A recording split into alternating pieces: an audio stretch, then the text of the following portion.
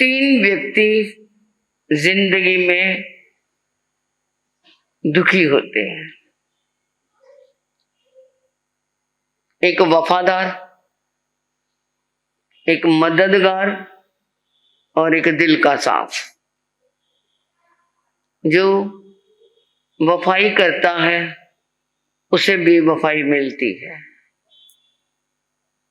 जो मदद करता है, एक बार किसी समय चूक गया, मदद नहीं हुई तो तूने मेरा क्या किया, वो भी क्या है, दुखी। और जो दिल का साफ है, वो दिल का साफ है, उससे क्या है, हमेशा ठग के निकल जाते हैं। और जो चमचागिरी करते हैं, इधर उधर की बातें करके छल कपट करके निकल जाते हैं, वो हर जगह में घुस जाते हैं। वो क्या है, कभी दुखी नहीं होते, क्योंकि वो ये महफिल छोड़ी तो दूसरी महफिल में जाकर के बैठ गए और वहां पर वाह वाह कर ली, फिर तीसरी महफिल में चले गए। वो हमेशा अपने आप को इन्हीं चीजों में रहते हैं, परंतु रिजल्ट, परिणाम किसका अच्छा है? वफादार करने वाला इस समय तो दुखी हो रहा है, किसी ने उसकी कदर नहीं की। मददगार करने वाले की कदर नहीं की और दिल के साफ वाले को तो मूर्ख समझ के छोड़ दिया कि उसने जो कहना था साफ कह दिया, परंतु उससे को क्या है, अपमान किया जाता है। परंतु रिजल्ट उसी का अच्छा है, कर्म उसके अच्छे बनते हैं। और जो क्या है, कभी ये महफिल पकड़ ली तो कभी वो महफिल पकड़ ली, कभी दोनों तरफ से लाभ उठाने की सोची, वो क्या है, ऐसा व्यक्ति समय पा करके कर्मों का बंद करके उसका भी परिणाम उसके लिए दुखदायी है। जो समय का लाभ उठा करके निकल जाते हैं, ना अच्छाई देखते हैं ना बुराई देखते हैं, केवल अपना उल्लू सीधा कर लेते हैं, तो उनके कर्म का बंधन होता ही रहता है। परंतु वो रूप पोटिला तेतली मंत्री, जिन्होंने तेतली पुत्र मंत्री ने कहा कि ये दुनिया वालों, ये संत लोग, ये महात्मा लोग, ये विद्वान लोग कहते हैं विश्वास करो विश्वास करो, परंतु मैं कहता हूं विश्वास बिल्कुल ना करो। क्यों कहा उन्होंने, ऐसा क्यों बोला, अभी आप आज सुनेंगे ऐसा क्यों बोला, ये क्रांतिकारी भाषा क्यों बोले। जब वो तेतली पुत्र मंत्री का आपने सुना था, कहीं पर भी अब सत्कार, कल सुना था ना, घर से निकला नौकरों ने भी नहीं पूछा, जो माता पिता है उन्होंने पूछा, बच्चों ने भी नहीं पूछा, यहाँ तक कि पहरेदार ने भी सलाम नहीं किया। बाजार में निकला, सबने मुंह फेर लिया। राजा के यहाँ गया, राजा ने भी कोई उसकी तरफ मुंह नहीं किया। राजमाता के पास भी चला गया, जो उसे अपना पुत्र समझती थी, उसने भी क्या नहीं किया, उसको पूछा ही नहीं, दुखी हो गया। जिसने ज्यादा जिंदगी में सत्कार पाया हो और उसको छोटे से क्या मिल जाए, अपमान मिल जाए, उसको सहना बहुत मुश्किल होता है। जहर पीने के बराबर होते हैं वो, जहर के घूंट होते हैं जब क्या है, छोटा बड़े का अपमान करता है। अब वो सोचता है क्या करूं मैं, क्या करूं। एक दिन बैठे बैठे उसके मन में आया, अरे जिंदगी में क्या है, अब तेरी जिंदगी में बचा ही क्या है, तू मर जा, इससे तो अच्छा है तू मर जा। जहर का प्याला लिया और पी गया मरने के लिए, परंतु उसे तो ऐसा लगा कि जैसे मैंने अमृत पिया है। वो मरा ही नहीं, क्योंकि ये माया किसकी थी, वो पोटिल देव की माया थी। कहता ये क्या, ये तो बहुत गलत बात है। वो कहते हैं ना, आज के जमाने में, वो तो पोटिल देव की माया थी, परंतु आज के जमाने में वो कहते दुनिया से तंग आकर जहर पी के सो गया, जब उठा तो वो जहर भी नकली निकला। क्योंकि वो आजकल जहर भी, हर चीज नकली है।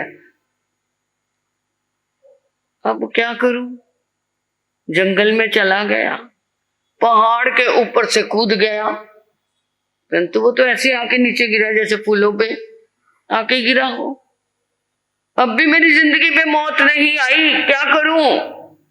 नदी में कूद गया, कि पत्थर के ऊपर सिर मैं लगाऊंगा तो मैं क्या है मर जाऊंगा, परंतु फिर भी दुनिया से तंग आकर के मरने वाले तेरे को मौत नहीं आएगी। आग में कूद गया, आग में भी वो ऐसे रहा जैसे पानी में कूदा हो। सारे प्रयास कर लिए, मरने के सारे प्रयास किए, परंतु मौत, जो कहते हैं ना फांसी लगा के मर जाएंगे, फांसी का फंदा भी टूट जाएगा। अगर कर्म शेष है, आयुष कर्म शेष है, तो मौत लेने पर भी मौत नहीं आएगी। और अगर आयुष का धागा टूट गया है तो झटके से थोड़ा सा भी गिरोगे तो वहीं पे, ये जो क्या है ना आत्महत्या की सोच लेते हैं, वो कहना आसान है। अगर आयुष कर्म नहीं है तो एक्सीडेंट होकर के भी बच जाओगे।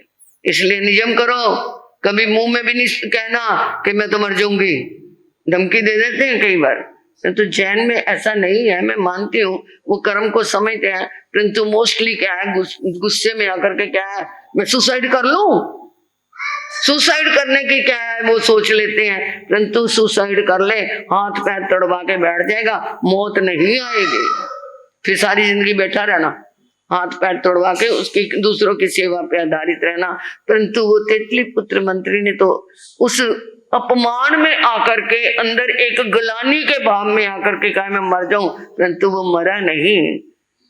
अब वो सोचता है मैंने जहर भी पी लिया, पहाड़ से भी कूद गया, नदी में भी कूद गया, मैंने आग में भी क्या है झुलस लिया अपने आप को, परंतु मैं मरा नहीं। फांसी भी लगाई, फांसी भी टूट गई। अब मैं दुनिया वालों को ये बताऊं कि मैंने जहर पिया, मैं मरा नहीं, मैंने फांसी ली, मैं मरा नहीं, तो कोई मेरा विश्वास करेगा?